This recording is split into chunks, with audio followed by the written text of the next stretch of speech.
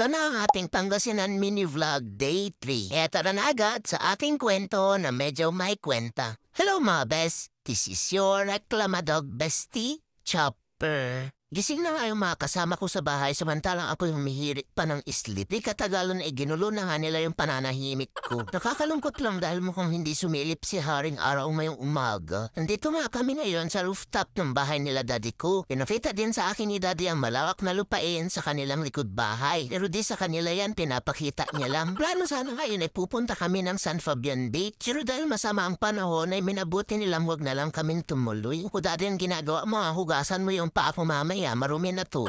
Uy, dahil gloomy ang panahon ay tinumad silang lumabas at magpahinga na lang daw kami. Pero sayang naman daw ang bakasyon kaya ayan may ay gumising na din sila. Kumain muna sila na almusal na luto ni Lolo. Sa ikatlong araw nga ay na-discover ni Bakrigang na may pusa din dito sa bahay nila daddy ko. Rescued cat nga itong si Luna mga bes. Di talaga siya sanay matinghalubilo kaya nandyan lang lagi siya sa ibabaw ng ref. O dyan ka lang sa ibabaw ng ref kung ayaw mong mabawasan yung siyam na buhay mo sinasabi kong sa'yo. Uy, nang wala na nga siya na pag-asa na maabot si Luna kaya binuhos na lang niya yung gigil niya dito sa Pretty Little Bibe. Pagkatapos namin kumain ni Bakit kang binihisa na nga kami. Matik na yan mga bes nagsusumigaw na naman ang kapugian ko. Uy, bagay kay Bakay ka ng damit niya kasi pating. Alam na dis kung sinong hindi naligo sa aming apat. Haha. Nagiya si mami ko na magpunta kami sa mall dahil bibili daw siya sa Watson. Sabi talaga tong babaeng to kahit nasa probinsya Watson sang hanap. Uy, sa mga oras na kanikwento ko to ay nakabalik na kami ng Maynila mga bes. Habang namamasyal kami, mag-share ako ng ilang tips na ginawa sa amin ng aming mami at daddy upang hindi kami manghina sa mahabang biyahe. Siyempre, unang-una ay tubig. Bilis ang gala man yan or malayo, kailangan lagi kayo may baon na tubig. Pero dahil mahaba man ang biyahe namin, yung tubig namin ay hinaluan nila ng Mundex. Bago kami lumuwas papuntang probinsya, ay binisita muna namin ang aming vet. In-ensure nila na nasa kondisyon kami at wala kaming sakit. Next naman ay vitamins. Yung kakalimutan dalhin ng vitamins sa inyong fur baby. Next ay pahinga. Guraduhin na komportable ang fur baby nyo sa biyahe at nakakatulog sila. And lastly ay pagkain. Kahit saan kayo magpunta, ensure nyo na nakakakain ng healthy ang inyong fur baby. Pag uwi galing mall ay naligo saglit si mami ko at sinundo namin si Lola sa school. Daddy, ibaba mo ko dahil mga ako ng mga nagkakating classes dito. Kala siguro ng ibang bata ang cool tignan pag nasa labas sila ng school sa oras ng klase. Haral kayong mabuti para pagtandaan nyo may pambili kayo ng timken. Hinuruan din ako ni Daddy ng mapa ng Pangasinan. Nakita ko nga yung blue boy na kotse na amin talaga yung West Philippines Sea.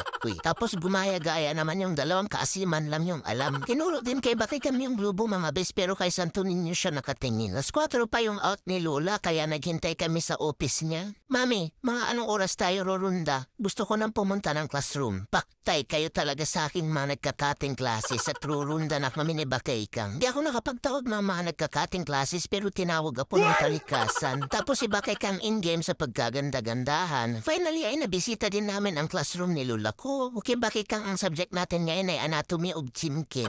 Uy, gusto mo yun? Nature si Bakit kang noisy. Parang dapat mag-sit siya dun sa likod. Dahil nga nilista kong noisy si Bakit kang mga bes ay pinaupo na nga siya sa likod. Das ka ngayon, ikaw ang cleaners tas ikaw pa yung mulas na uuwi. Ha, tara na, uwi na tayo. Iwanan natin dun si Bakit kang. Uy, mga bata, pag uwi sa bahay, hindi yung magbubulakbol pa. Kapag time out na si Lula ay umuwi na din kami. At nung kinagabihan mga bes ay bumalik naman kami sa Conrad's para mag-dinner kasama ang pamilya ni daddy ko. Siyempre, nag-picture-picture ulit kami cause memories last forever. And that's it for our day 3 mga bes. Saka masyadong napuntahan dahil sa ulan. Salamat sa panonood at ingat kayo lagi and spread positivity.